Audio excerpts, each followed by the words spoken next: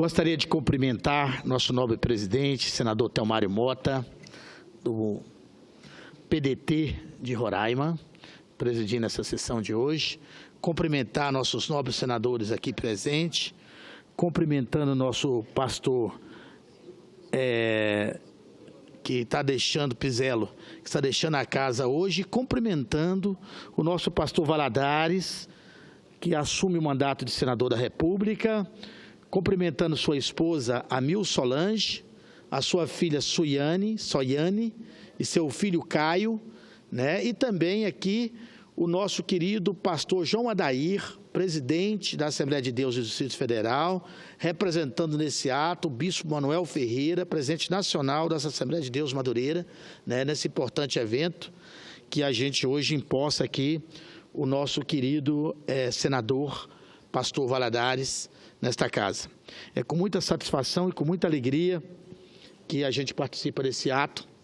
Gostaria também de cumprimentar os nobres ouvintes e assistentes da TV e Rádio Senado, que estão nos ouvindo nessa sessão importante de hoje, né, em que um representante de Deus assume aqui o mandato de senador da República. Senhor presidente, senhoras e senhores senadores, parece ter um contrassenso. Eu vou falar hoje sobre a questão dos jogos, né?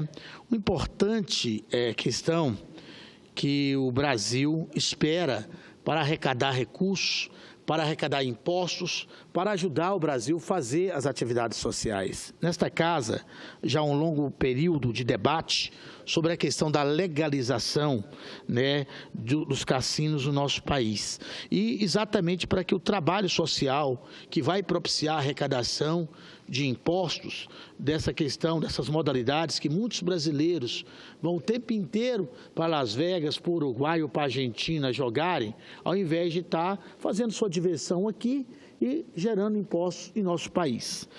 Então, senhoras senadoras, senhores senadores, a passos largos tramita aqui no Senado Federal projeto de lei que legaliza o jogo do bicho e o cassino em território nacional. A Comissão Especial do Desenvolvimento Nacional, CDN, concluiu no final de 2015, em turno suplementar, a votação favorável ao PLS 186/2014, que regulamenta a exploração dos jogos de azar no país. Desta forma, a proposta autoriza o funcionamento de cassinos e bingos, além de legalizar jogos eletrônicos e o jogo do bicho.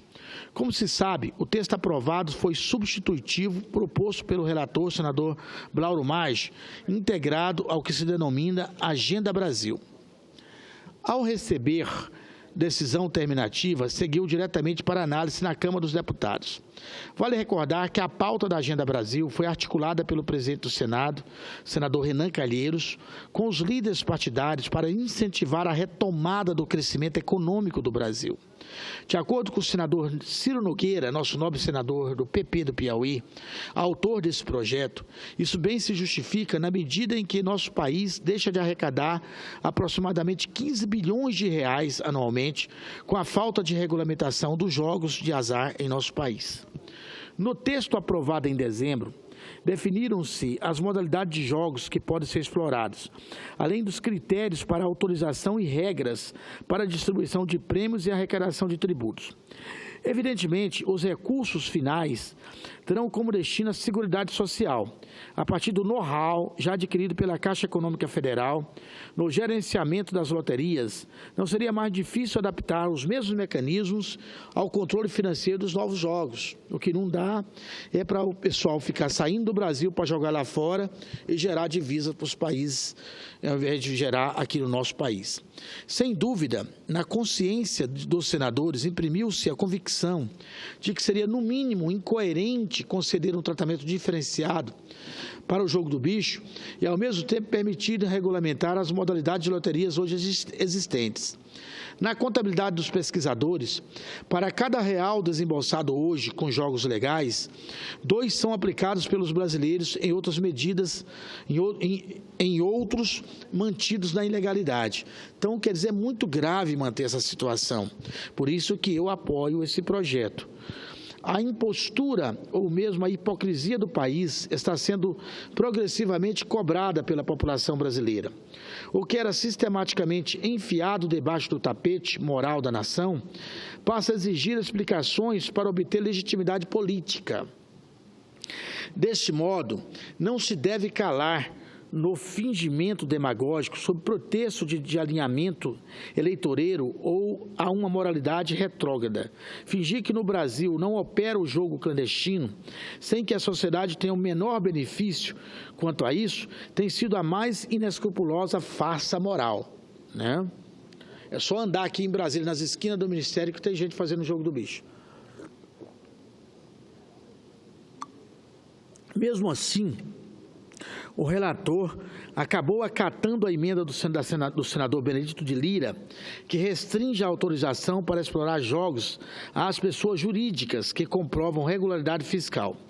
Outra emenda acolhida, encaminhada pelo senador Otto Alencar, que preside a comissão especial, veda aos políticos com mandatos a exploração dos jogos de azar.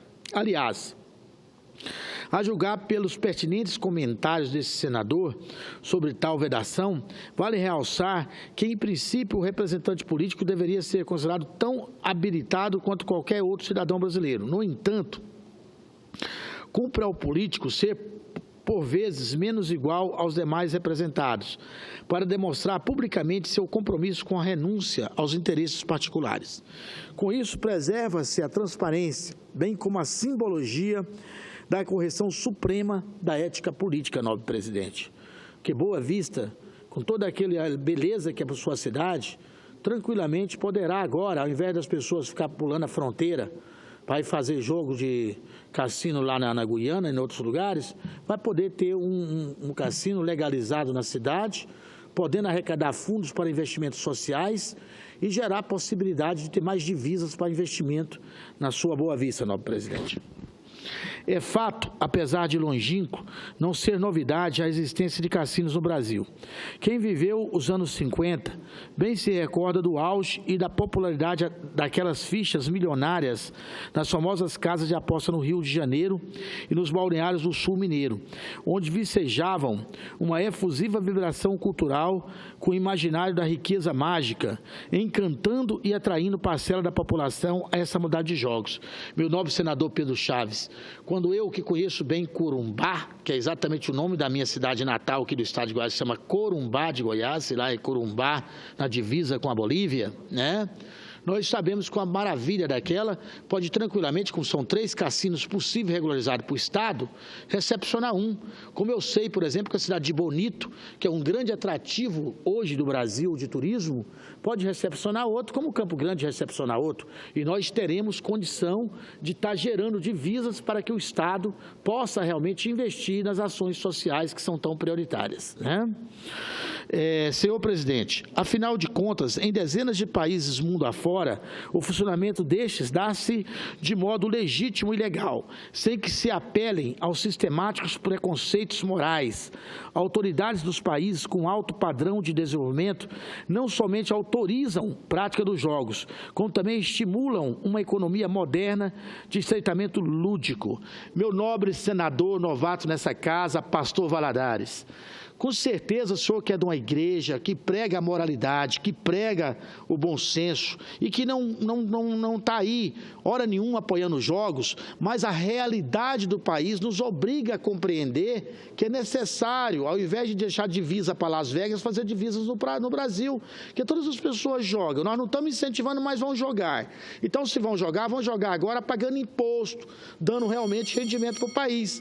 Aí, então, nosso nobre senador Valadares, com certeza num estado importante como Rondônia, que temos a nossa querida Ji-Paraná, podendo receber um cassino, nossa Porto Velho receber outro, e de repente Cruzeiro receber outro, distribuindo, Cruzeiro era no Acre, mas lá temos outra cidade importante, Olinda de Moura, lá em Rondônia, podemos ter condição de bem distribuir no estado esse importante fonte de renda para poder investir em tirar as pessoas que estão com dificuldade de sobrevivência da situação difícil que se encontram. Seja no Canadá ou nos Estados Unidos, seja na Alemanha ou na França, tudo se arranja na ordem e com perfeição.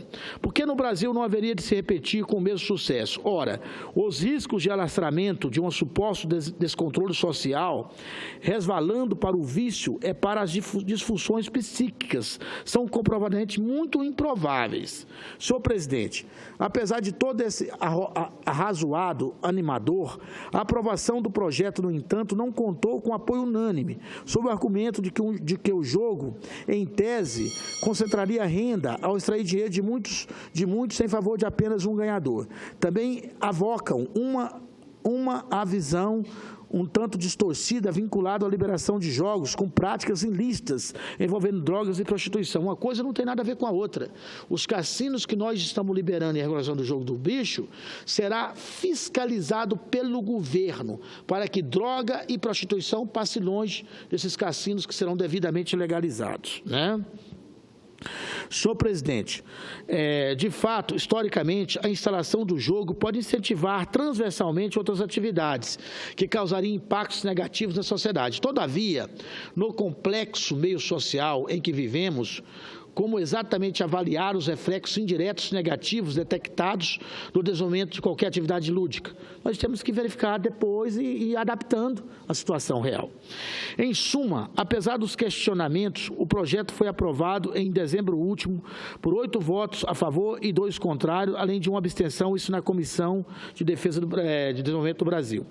Se no turno suplementar o objetivo era exclusivamente apreciar novas emendas ao texto, as exigência para projetos terminativos aprovados em comissões não foram de substitutivo. Sequer alguma emenda foi apresentada no prazo regimental. Por certo, trata-se de um sinal inequivocadamente alentador, porque temos uma perspectiva de agora para frente.